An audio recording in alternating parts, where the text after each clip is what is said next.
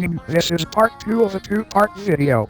If you haven't seen part 1, then you're an idiot who needs to click the annotation on screen and go watch it. Then come back to this video when the good Lord Bonzi Buddy says it's okay.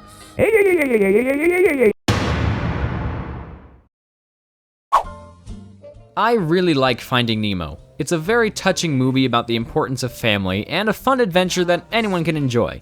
So when I heard about Finding Dory, like most people, I was a bit skeptical. Finding Nemo worked so well on its own that it didn't really seem to offer much material to even warrant a sequel.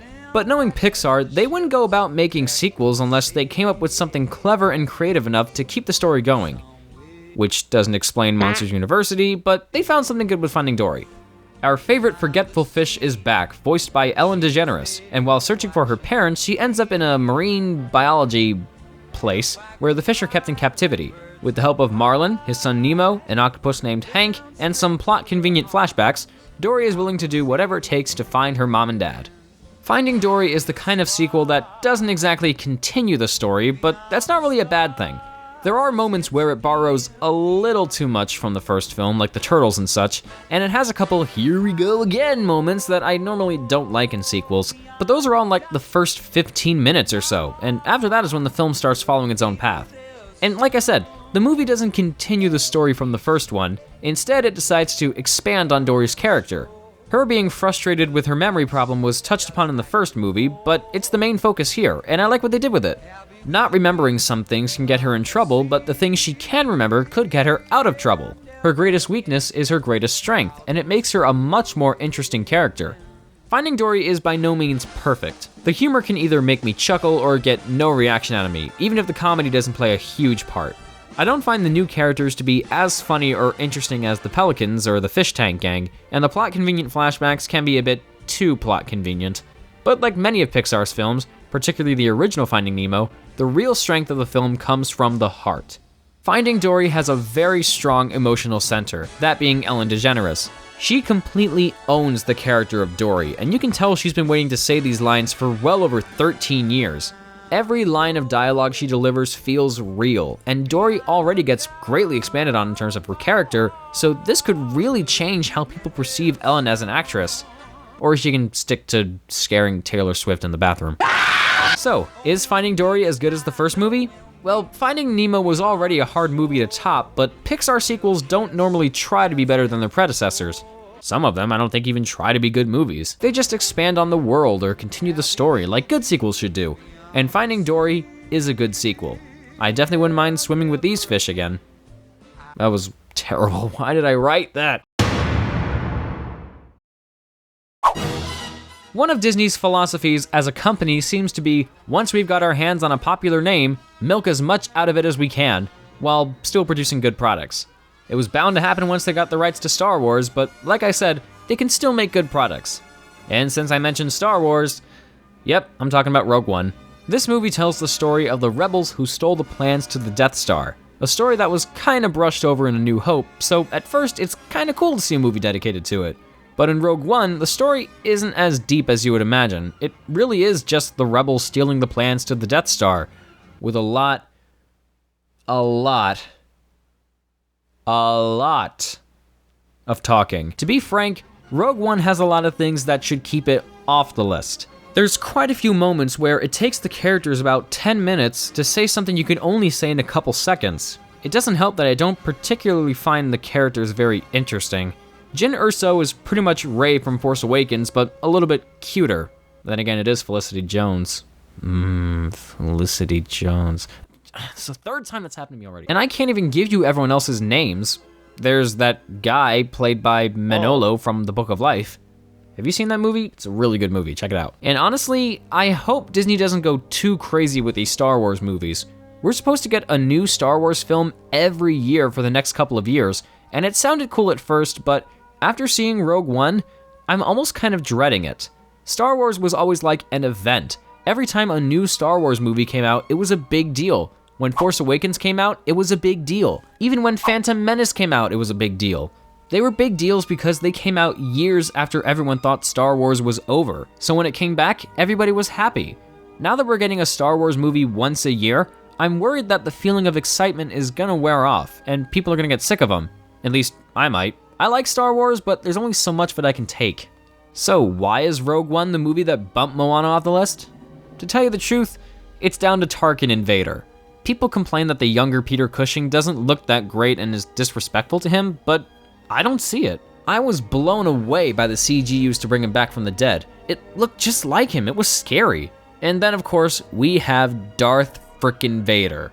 I won't spoil it for anyone who hasn't seen the movie, but there's a scene where Darth Vader just takes over the movie for 2 whole minutes, and it's just glorious. Just to wrap this up, Rogue One was fine. I always found the story of the Death Star plans interesting, and it was pretty much what I thought it would be. It had a lot of nice connections to A New Hope and Revenge of the Sith that helped make it feel part of the Star Wars universe, and I swear, Michael Giacchino is secretly John Williams in disguise. His music sounds so much like the original score. He just captured that sound perfectly.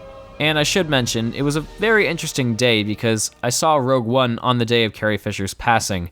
I hate to admit it, but I was sort of expecting it after I heard about her heart attack. That didn't diminish the impact it had on me. It was very sad when she died, especially considering what she went through and how she went through it. The things she accomplished required a lot of courage, the kind of courage that only a real princess would have. Carrie, you were a role model for so many people out there, and you will be terribly missed. May the Force be with you, always.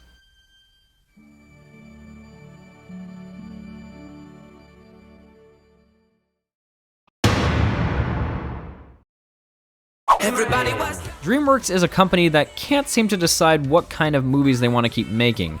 Sometimes they can make really good movies, but other times they can make movies that are either mediocre or just plain bad. However, in a year that can basically be described as How to Train Your Dragon 3 can't come soon enough, we actually got something worth a damn. Kung Fu Panda 3.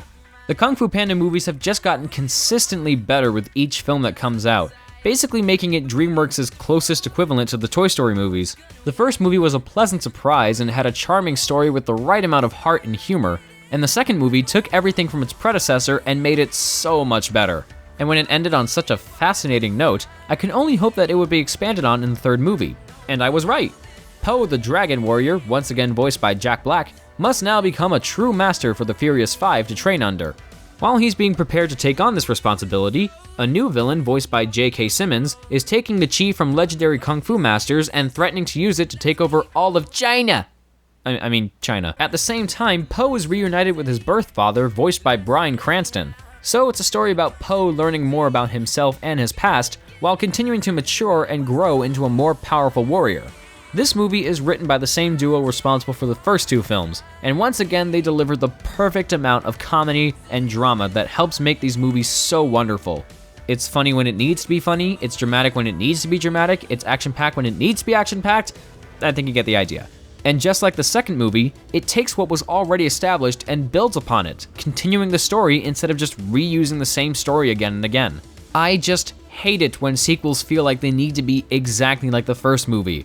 A lot of the direct-to-DVD Disney sequels are like that, and even Toy Story 3 borrows a lot of story elements from Toy Story 2, but you can go to YMS's video on it for more on that topic.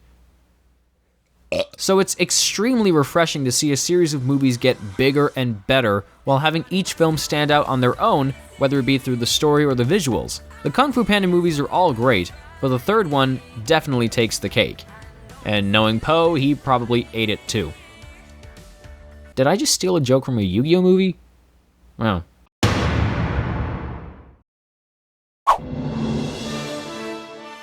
Remember what I was talking about with Marvel movies a couple minutes ago? Well, this year we got 2 of them, and while Doctor Strange wasn't that spectacular, Captain America Civil War certainly was.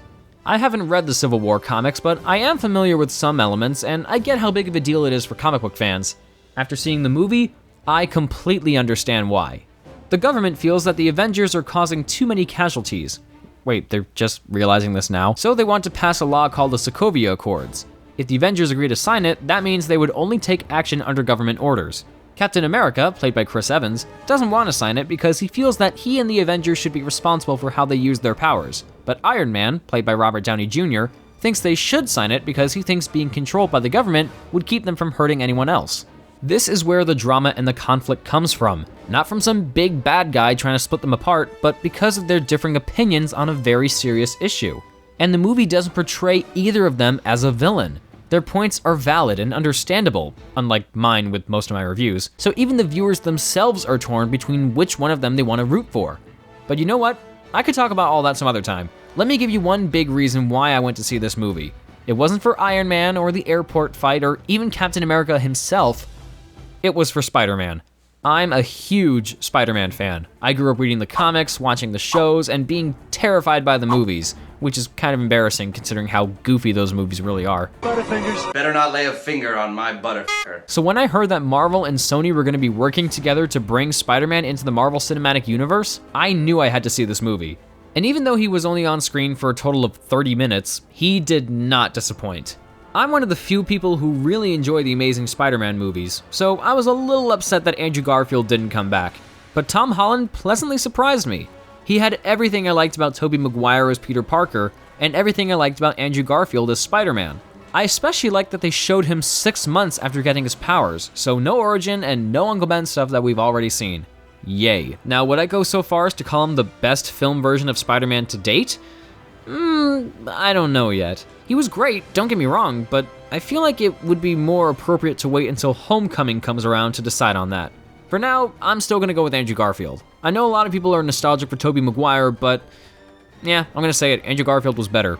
Oh, and the movie was good too. Sorry if I just turned this into a big Spider-Man geek out. He was just so awesome.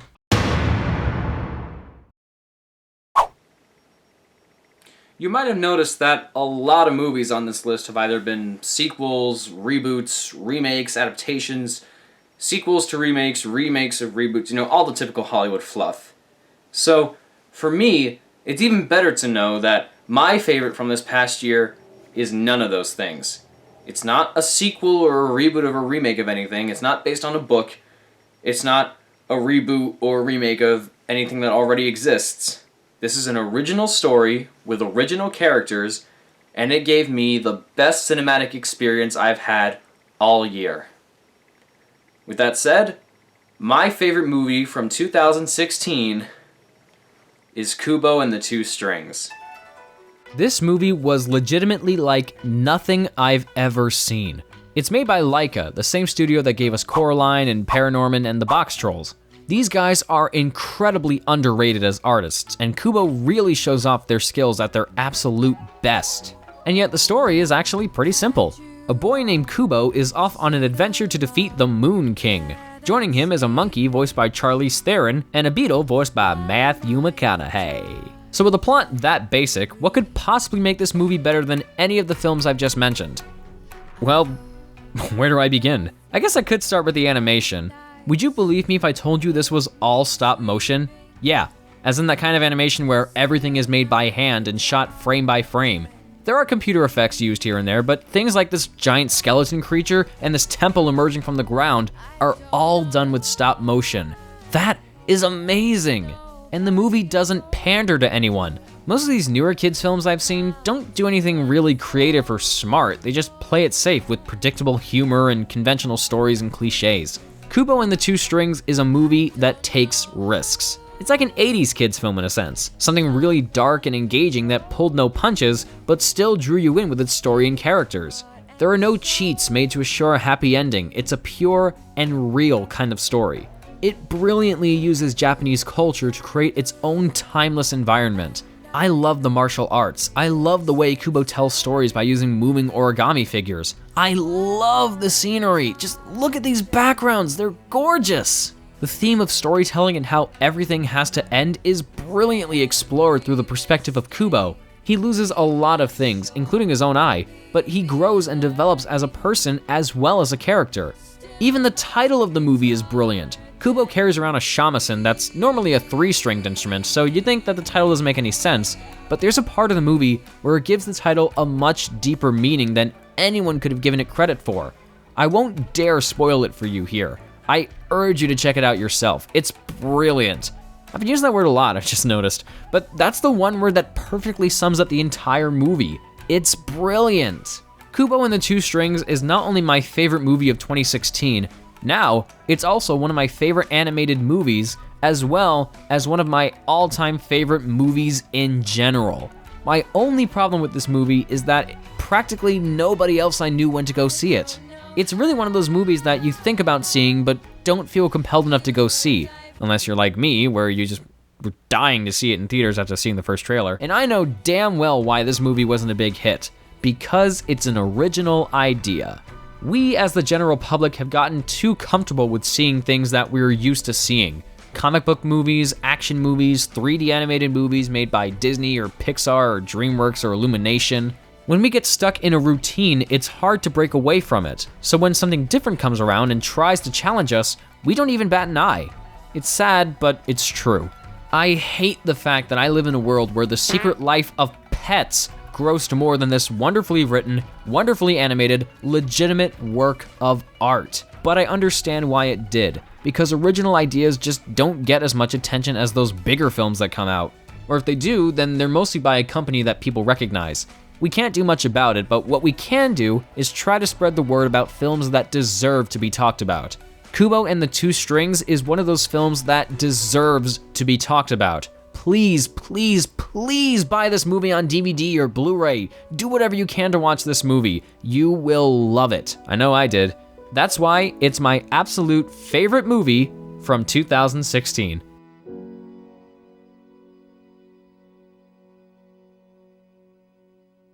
Well, I hope you enjoyed this video, and I hope I get to see more movies this year to make another list like this for 2017. In the meantime though, I got a movie of my own to get back to work on. You can follow progress or check out our other content by subscribing to our YouTube channel. Put it maybe somewhere. Oh, you can click on this light right here.